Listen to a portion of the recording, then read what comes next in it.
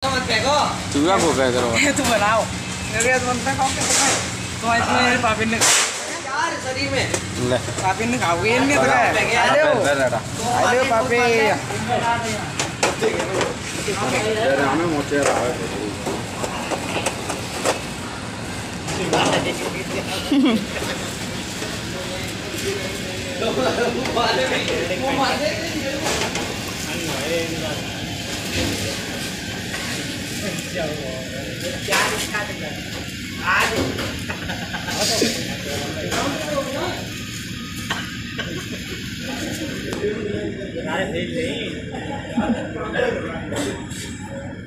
Dans cette vidéo, comme vous avez vu, je suis encore en train de la regarder hein, parce que j'ai du mal à croire que ce sont des êtres humains qui font ça.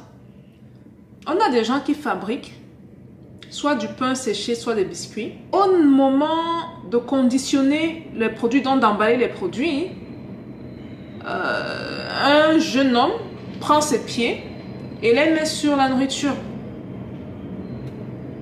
Puis il lèche. On est dans un monde à part quoi. On m'a envoyé ça, j'ai partagé ça dans un des petits forums. Et quelle était ma surprise quand certains de ces gens-là, parmi eux il y a des importateurs qui disent que parfois, pas tout le temps, mais parfois les produits destinés pour l'Afrique sont... Donc on sait qu'on envoie certains produits en Afrique là. On fait ça. Du point de vue hygiène et sanitaire, c'est alarmant. C'est très mauvais, les gars. Extrêmement mauvais. Bon, je ne suis pas sûre que pour ce produit bien précis, c'était destiné pour l'Afrique.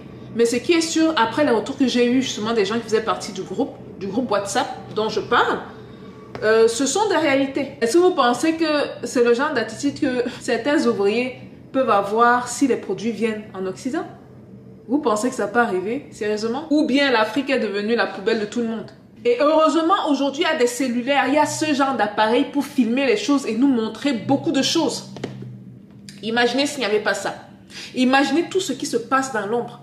Des produits qu'on parachute en Afrique. Et dans notre naïveté, on voit ces produits-là, on cherche même des produits made in France, made in America. Il faut nous voir dans les supermarchés en Afrique. Comment quelqu'un... Oh oui, vous n'avez pas cette marque? Ah.